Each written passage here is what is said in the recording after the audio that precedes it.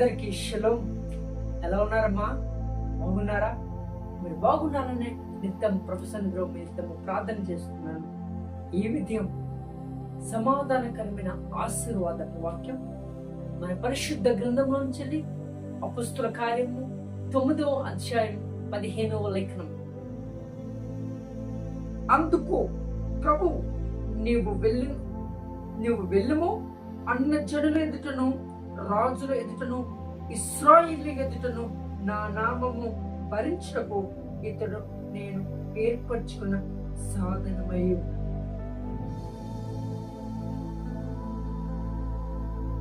చూచారా దేని బిడ్డలారా? అన్న జనుల ఎదుటను, రాజుల ఎదుటను, ఇశ్రాయేలు ఎదుటను నా నామము భరించటకు ఇతను నేను ఏర్పరచుకున్న నా సాధనమయ్యు.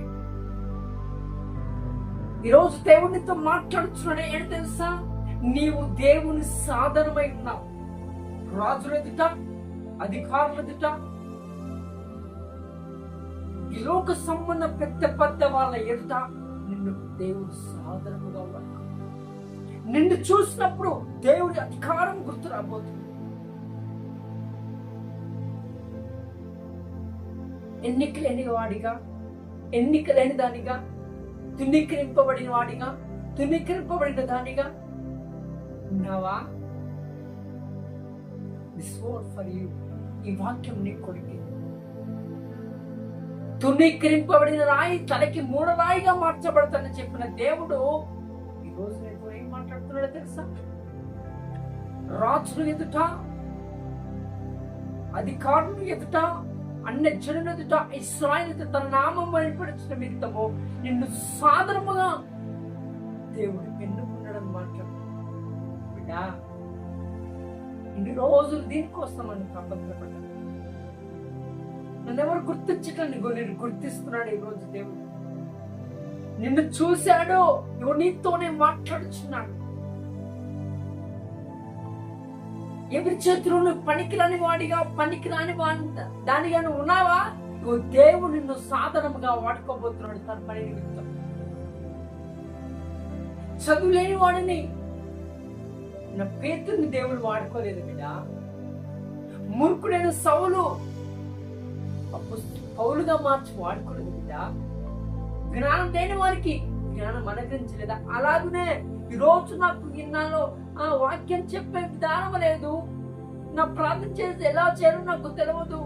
నా ద్వారా కూడా దేవుడు ప్రార్థనలో కార్యం జరిగిస్తాడా?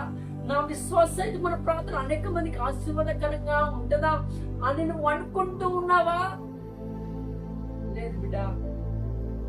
నీ ప్రార్థనలు, నీ విశ్వాసాన్ని, నీ నీతిని, నీ యథార్థతను, నీ న్యాయాన్ని, నీ కన్నిటి రోజులను దేవుడు చూసి ఉన్నాడు. కాబట్టి ఇగో ఇతను నా సాధనమై ఉన్నాడు దేవుడు మాట్లాడు. నీవు దేవుడి సాధనమై, దేవుడు నీ ద్వారా కార్యములు ప్రారంభించబోతున్నాడు. నీ ద్వారా అద్భుతములు, నీ ద్వారా అత్యధికారములు, నీ ద్వారా విలువైన శ్రేష్టమైన అధికారుల సైతం దేవుడు నామ ఎరుగుట నిమిత్తము నువ్వు ఒక సాధనముగా God will using right now.